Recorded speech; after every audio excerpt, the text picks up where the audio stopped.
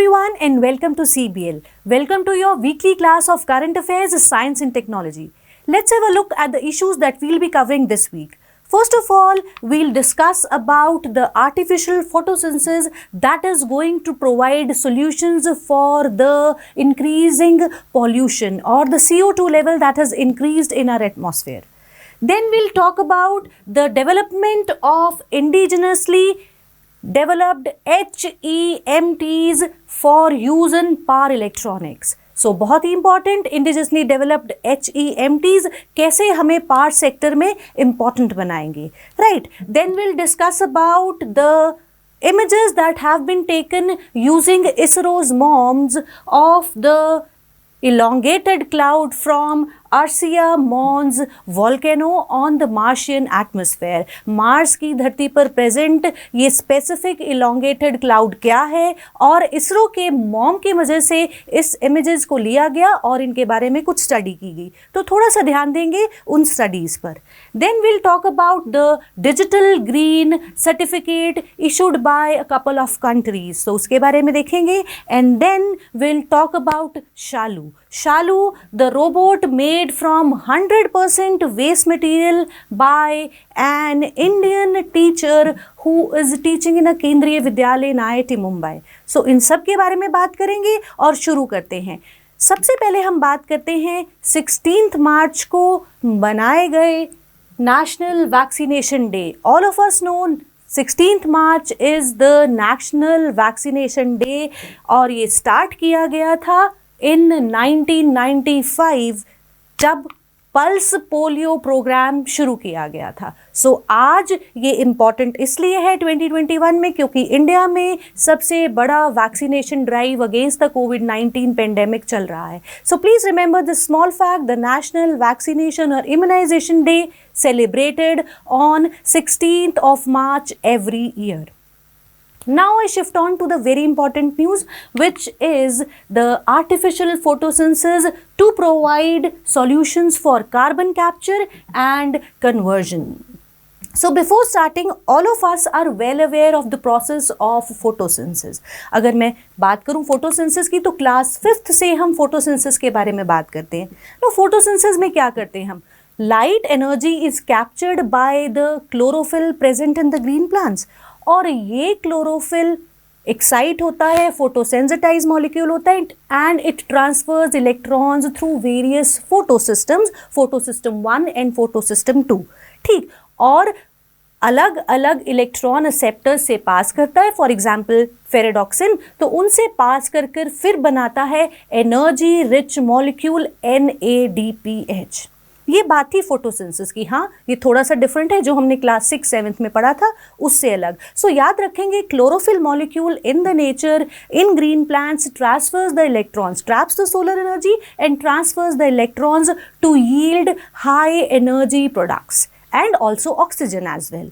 सो अब artificial photosynthesis में इन साइंटिस्ट ने of Jawaharlal Nehru centre for advanced scientific research, इन्होंने इंटीग्रेटेड सिस्टम बनाया. दीज 4 साइंटिस्ट, इन्होंने इंटीग्रेटेड सिस्टम बनाया जहां पर कार्बन डाइऑक्साइड को कैप्चर किया जाएगा and it would be converted into a solar fuel. Right, so basically जो नेचुरली एग्जिस्ट कर रहा है उसी फोटोसिंथेसिस प्रोसेस को इमिटेट करने की कोशिश की गई, इसीलिए नाम दिया गया आर्टिफिशियल फोटोसिंथेसिस. अब इस आर्टिफिशियल फोटोसिंथेसिस में यूज़ होगा नैनो टेक्नोलॉजी का.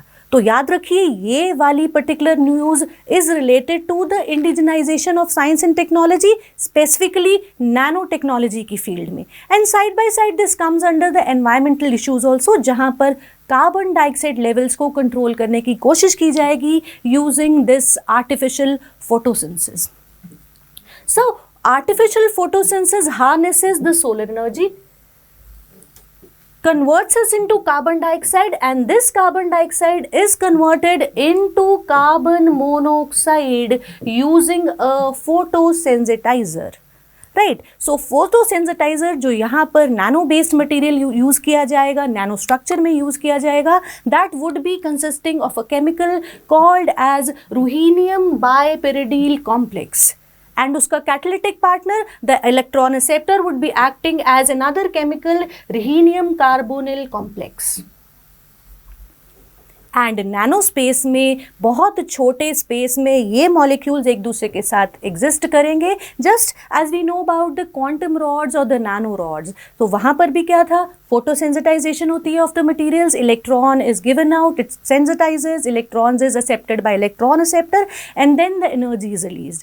Same way this artificial photosynthesis is going to use this photosensitizer to convert the CO2, और वो CO2 है एटमोसफेयर में present because of the increasing use of fossil fuels. So both ways, it's an advancement in the field of nanotechnology, as well as it is an important method to mitigate the effect of CO2 present in the atmosphere. Right. Now I move on to the next news, which says that our Indian scientists develop indigenous anomaly of high electron mobility transistor, that is HEMT. And Indian scientist ने इसे बनाया है using gallium nitride और aluminium gallium nitride. अब इसे समझने से पहले all of us should know what actually a transistor does. Transistor basically क्या करता है, ट्रांजिस्टर क्या करता है, एक स्विच की तरह काम करता है. It regulates the electrical signals. अब जब हम बात करते हैं HEMTs की, तो HEMTs का यूज़ बहुत ज़्यादा है. राइट. यूज़ पढ़ने से पहले एक बार देख लेते हैं. ये इनोवेशन क्रेडिटेड है to professor Mayank Srivastava from department of electronic systems engineering, और उनके साथ जी नारायणन, डिग्बोय नाथ, श्रीनिवासन राघवन एंड नवकांत भट्ट. ये साइंटिस्ट की इनोवेशन है. अब मैं वापस आती हूँ HEMTs पर. सो HEMTs का यूज़ कहाँ है. ट्रांजिस्टर जो कि नॉर्मली यूज़ होते हैं as switches to amplify the electronic signals and to regulate the electronic signals. ये खास HEMTs वर्क करते हैं at low voltages also. So these high electron mobility transistor, they are generally an off device and can switch currents up to 4 amperes और 600 volts पर काम कर सकते हैं. यूज़ बहुत ज़्यादा है इनटू द पावर इलेक्ट्रॉनिक्स. हम सेल फोन्स की बात करें, पावर इलेक्ट्रॉनिक्स की बात करें, and in the satellite receivers as well. So defence industry में भी इनका बहुत बड़ा यूज़ है.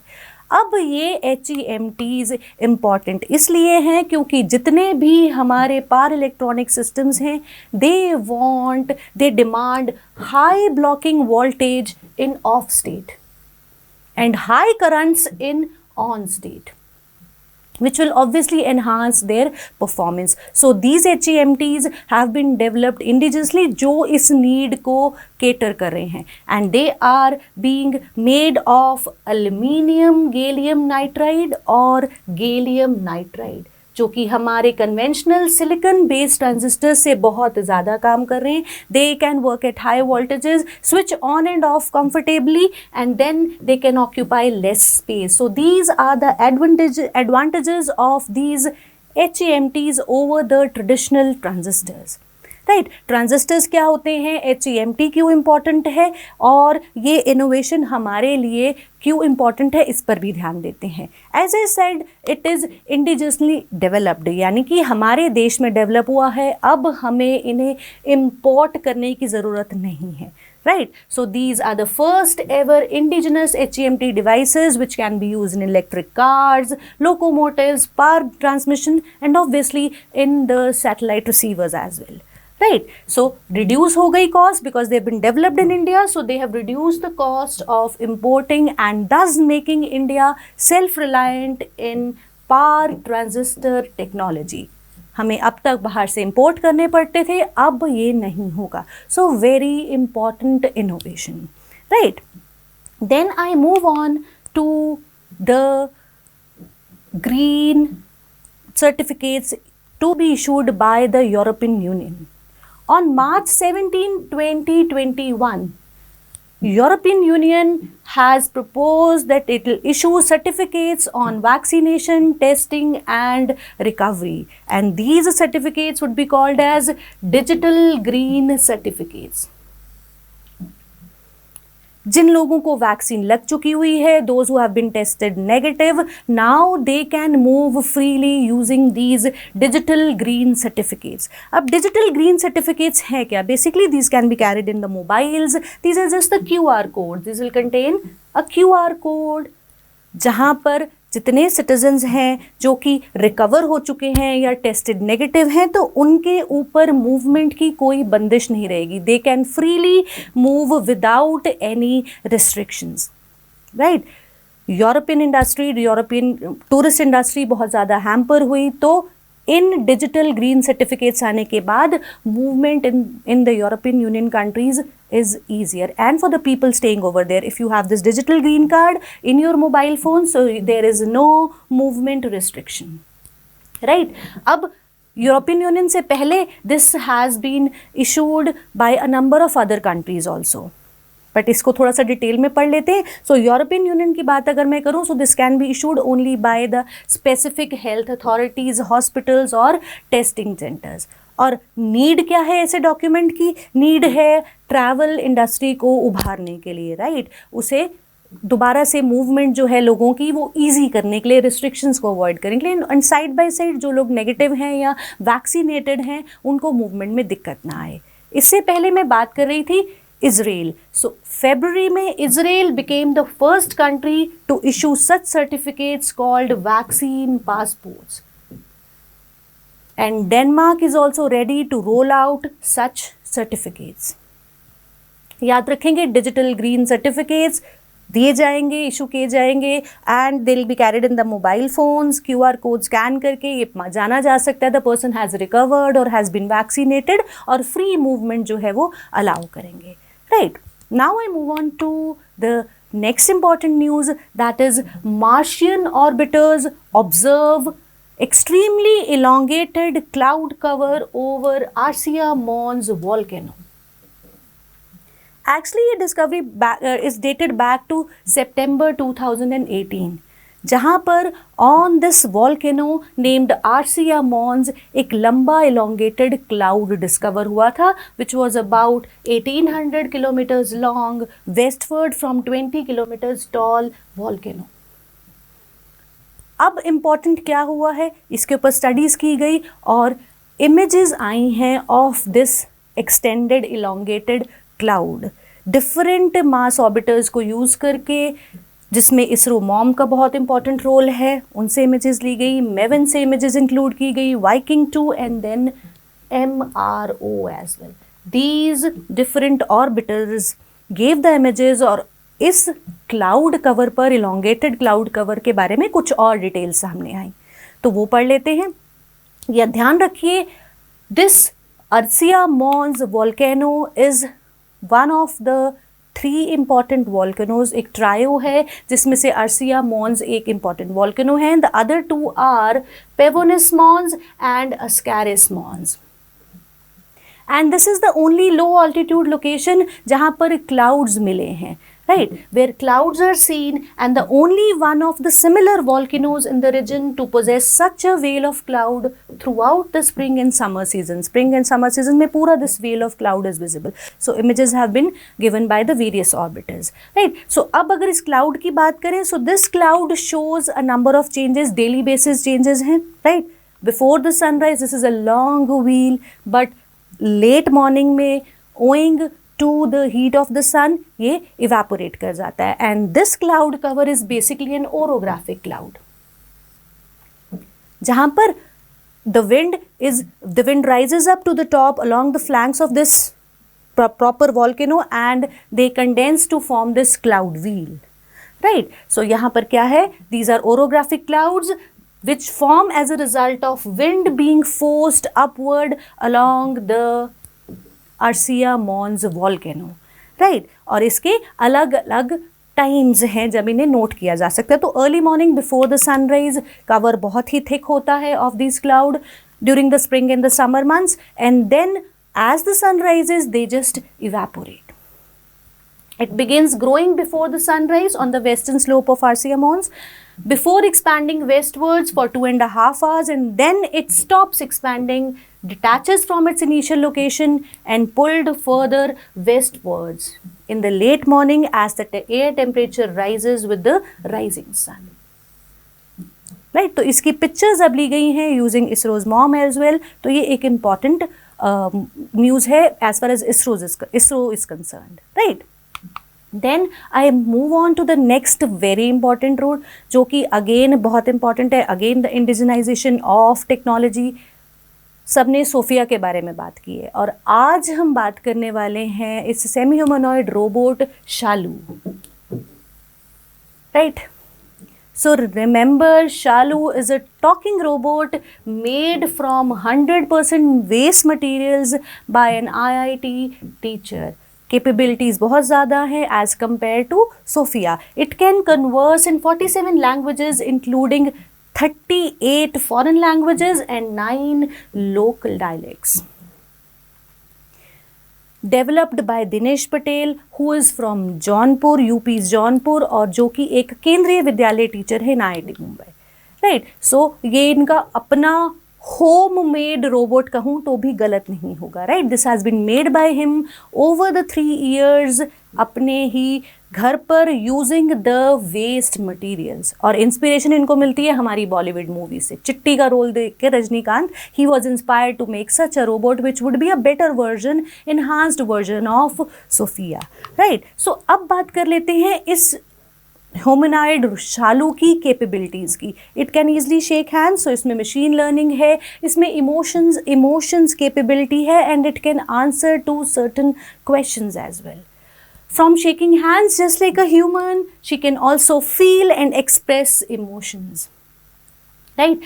This humanoid can joke with the individual or it can also pass comments. So robotic abilities इसमें बहुत हैं and it has been developed 100% out of the waste materials, and the cost of things that burned or lost at the time of testing is just ₹50,000. Cardboard use करके, POP use करके just 50,000 में humanoid robot बनाया है दिनेश पटेल ने. Right. So basically सिर्फ एक social humanoid ना होकर ये बनाया गया keeping in account the teaching abilities. So this is basically a teaching robot.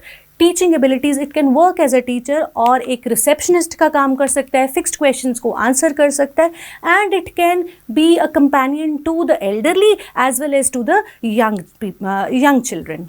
Right. So it can reply to the questions asked by the students. एक छोटा इंटरव्यू कंडक्ट कर सकता है, and it can tell your horoscope, it can tell the weather report also.